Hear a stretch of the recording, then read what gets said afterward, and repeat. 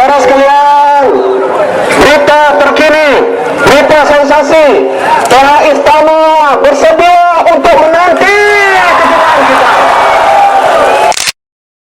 Lagi hebat, bahwa polis telah membenarkan kita memberikan larangan yang aman.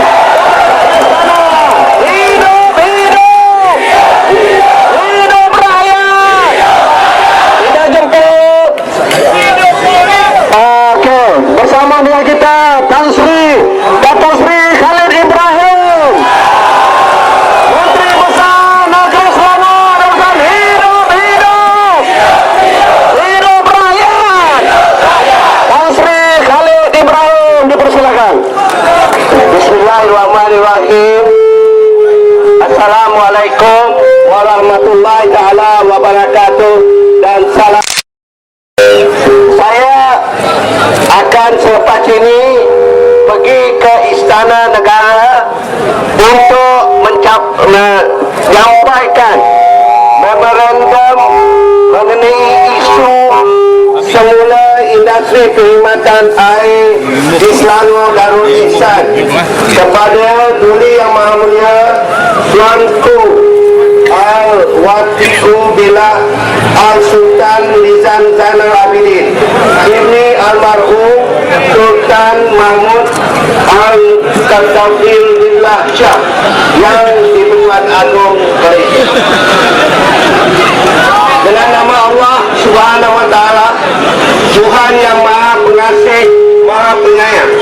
Selawat dan salam bagi junjungan besar Nabi Muhammad sallallahu alaihi wasallam bersama Allah yang sangat mencintai dan menggesa adil dengan keinsafan asasi manusia gantung dengan akses kepada air harga munasabah, kembangan kos sara hidup rakyat kian meningkat berbanding pendapatan, dengan ketegasan menentang penyelewengan, salah guna kuasa dan kepura-puraan, dengan iktizam menegakkan sebuah kepimpinan yang prihatin, terus bertanggungjawab, cekap dan menghormati semangat dan amalan persekutuan.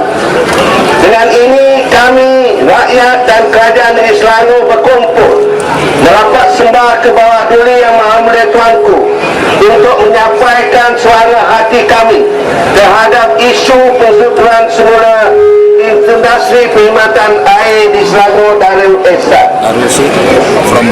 Pertama, mengembalikan hak air kepada rakyat.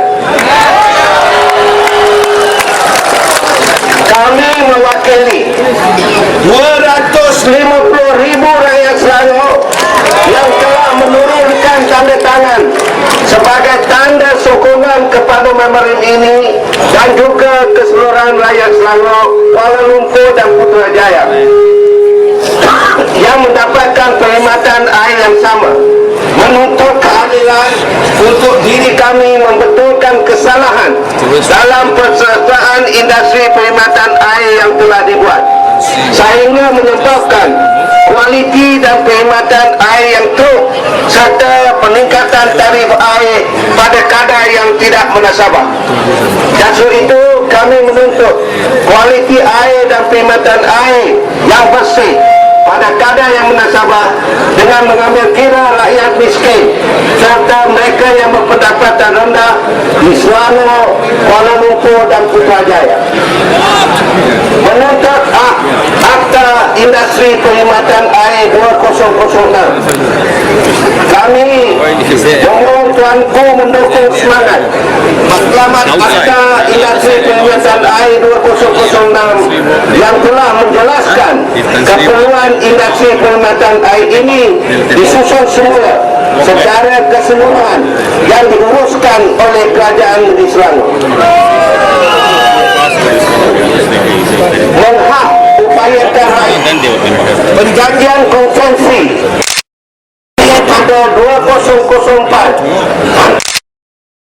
Kerajaan Persekutuan dan Kerajaan Negeri Selangor mengandungi sejumlah menunjukkan syabas tidak pedulikan kebajikan rakyat seperti kenaikan tarif air pada kadar yang tinggi 37% pada 2009, 25%, 20%, 10%, 5% pada 2012, 2015, 2018.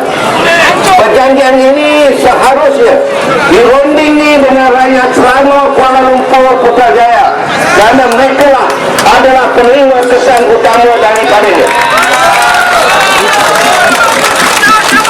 Mengembalikan kuasa kerajaan negeri, perkhidmatan air yang telah dimasukkan dalam senarai bersama Perlembagaan Persekutuan tahun 1957 kerajaan Islam dalam hal berkaitan persekutuan untuk dan kuasa kerajaan negeri dalam isu berkaitan